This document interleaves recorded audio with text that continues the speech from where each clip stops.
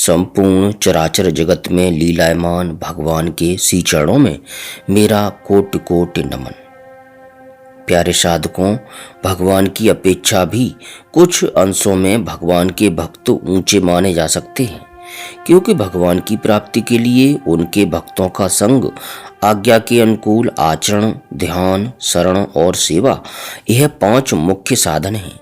परंतु इन 5 का भगवान के प्रति प्रयोग करना कठिन है। भक्त के प्रति इनका प्रयोग सुगमता से किया जा सकता है। फल दोनों का एक ही है। जैसे कोई पतिव्रता स्त्री निष्काम भाव से पति के प्रति 5 बातों का प्रयोग कर परमात्मा को पा सकती है, इसी प्रकार साधक परमात्मा के सच्चे भक्त के प्रति इन 5 का प्रयोग करके परमात्मा को पा जाता है।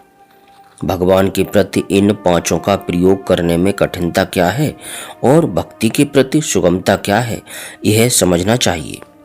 पहली बात, भगवान का संग साधक को नहीं मिलता पर भक्त का मिल सकता है। दूसरी बात, भगवान की प्रत्यक्ष आज्ञा नहीं मिल सकती। शास्त्रों को ही भगवान की आज्ञा मानना पड़ता है, परंतु भक्त से आज्ञा पाकर उसके अनुकूल आचरण किया जा सकता है। शास्त्रों के मतभेद का भी निर्णय भक्त से ही करवाया जा सकता है। मन में उठी हुई स्फुरणाओं को भगवत आज्ञा माने तो भी एक समय अनेक स्फुरणाएं होती हैं, उनका निर्णय भी भक्तों से ही करवाया जा सकता है। तीसरी बात, भगवान की मूर्तियों का प्रत्यक्ष का छाया चित्र नहीं है, अतएव मन में उनका ध्यान करते समय ऐसी आशंका रह सकती है कि न मालूम भगवान का ऐसा ही स्वरूप है या नहीं, परंतु भक्त की देखी हुई साकार मूर्ति का ध्यान निसंदेह रूप से किया जा सकता है।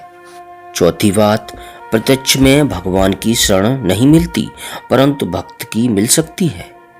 पांचवी बात, सेवा भी भगवान की मूर्तियों की भले ही हो, यद्यपि साधक की भावना के अनुसार वे भगवान ही हैं, तथापि साधक को मूर्तियों में प्रतीक या प्रतिनिधि की ही भावना रहती है। प्रत्यक्षतया साक्षात्कार की भावना नहीं रहती, परंतु भक्त का प्रत्यक्ष साक्षात्कार करके साधक उसकी सेवा कर सकता है। इस हिसाब से भगवान का सच्चा भक्त भगवान से बढ़कर है। मोरे मन प्रभु अस विश्वासा, राम ते अधिक राम कर दासा। यह तो सिद्धांत रूप से भक्त की विशेषता बतलाई गई, परंतु भक्त इन 5 बातों में संग और अनुकूल आचरणों को छोड़कर बाकी ध्यान, सेवा, शरण के प्रयोग करने में सर्वथा निषेध करते हैं। उनका यही कथन होता है कि भाई, ध्यान भगवान का करो, शरण भी भगवान की लो और सेवा भी भगवान की ही करो। और उनका यह कहना सत्य भी है। यद्यपि उनकी सेवा से ही काम बन जाता है, परंतु शास्त्र की मर्यादा के कारण वे निषेध करते हैं।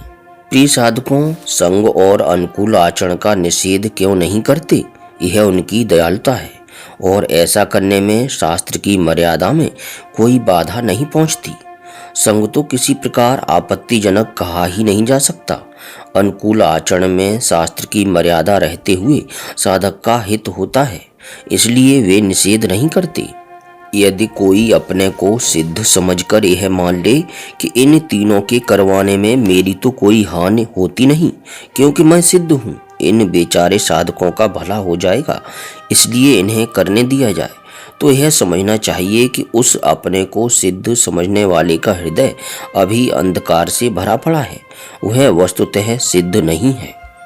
प्यारे भक्तों, सेवा कराने में तप, महत्व, भक्ति, श्रद्धा और वीर्य का क्षय होता है। इनमें महत्व यानी लोक में गौरव तो सिद्ध का भी क्षय हो सकता है। सेवा करवाने से तप क्षीण होता ही है।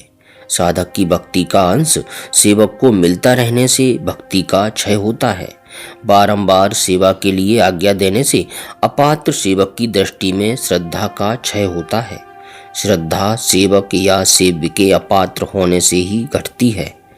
सेवा करने वाला यदि पात्र हो तो उससे लाभ होता है। सेवा का अधिकारी वह समझा जाता है जिसके मन में सेवा करने पर जरा भी अभिमान न उत्पन्न हो, सेवा में परम हर्ष हो, रोमांच, अश्रुपात होने लगे।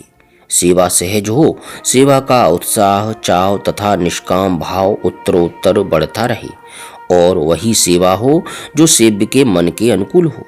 इसके विपरीत जो परिश्रम अथवा भार समझकर अपने मन को अनुकूल लगने वाली सेवा करता है, वह सेवा का अधिकारी नहीं। भक्त तो अपनी बीमारी में भी, शारीरिक कष्ट होने पर भी दूसरों को भार रूप लगने वाली सेवा के लिए आज्ञा नहीं देता। प्रिय साधकों, भक्त के साथ ऊंचा प्रेम तब समझना चाहिए जबकि उस भक्त के सामने मोक्ष का भी तिरस्कार हो जाए। यदि भक्त कहे कि भाई भगवान की भक्ति करो, उससे मोक्ष की प्राप्ति होगी, तो उसके उत्तर में वह प्रेमी साधक यही सोचे, कहे कि मेरा आप में प्रेम नहीं है, मैं मोक्ष चाहता हूँ, इसीलिए तो आप मुझे मोक्ष का मार्ग बतला रहे हैं। मेरी यह मोक्ष की इच्छा जब तक नहीं छूटती तब तक मुझ में प्रेम कहाँ है। इस प्रकार सच्चे मन से भगवत प्राप्ति की इच्छा का भी त्याग कर देने वाले प्रेमी साधक के हाथ भक्त बिक जाते हैं। इन दोनों में इतना प्रेम होता है कि वह साधक एकांत में बात करते समय यदि स्वयं भगवान भी बाहर से आकर पुकारें तो कोई परवाह नहीं करता। वह कहता है कि आप हमारे एकांत में विघ्न डालने के लिए क्यों पधारे हैं। यद्यपि उनके एकांत में भगवत चर्चा ही होती है, किंतु उन्हें भगवान के मिलने की परवाह नहीं होती। ऐसे बेपरवाह परंतु प्रेमी भक्तों के लिए भगवान भी चाह करते हैं कि किसी प्रकार यह मुझसे मिलने की इच्छा करे, परंतु वह प्रेमी साधक तो किसी प्रकार भी परवाह नहीं करता। यदि भगवान भी उसके प्रेमी के वेश में उससे मिलने के लिए आ जाते हैं और वह जान लेता है, तो पतिव्रता वृंदा की भांति उसे छल समझकर अपनी टेक टूटी हुई जानकर भगवान को साप तक देने लगता है। ऐसे प्रेमी के हाथ ही भक्त बिक जाते हैं। जो साधक भगवान के लिए भक्त से प्रेम करता है, उसके भी उद्धार के लिए ही भक्त चेष्टा करते हैं, परंतु वे उसके हाथ बिकते नहीं। जैसे जो पतिव्रता स्त्री भगवत प्राप्ति के लिए कर्तव्य समझकर पति की सेवा करती है, उस पर भी पति परम संतुष्ट ही होता है और उससे प्रेम ही करता है, परंतु उसके हाथ बिकता नहीं। पर जो केवल पति के लिए ही पति से प्रेम करती है, भगवान की भी परवाह नहीं करती, उसके हाथों तो पति बिकने के लिए तैयार रहता है। प्यारे साधकों, ये अत्यंत दुर्लभ वचन हैं श्रद्धेय श्री जयदयाल गोविंदका जी महाराज की। इन्हें आप अधिक से अधिक लाइक और शेयर अवश्य करें, जिससे दूसरे भक्तों को, दूसरे साधकों को भी लाभ प्राप्त हो सके। अब किसी प्रकार की त्रुटि के लिए आप सभी से क्षमा चाहते हुए विनती है कि अपने हृदय से प्रभु को स्मरण करते हुए प्रेम पूर्वक बोलिए, हरे कृष्ण कृष्ण कृष्ण हरे हरे, हरे राम राम राम हरे हरे।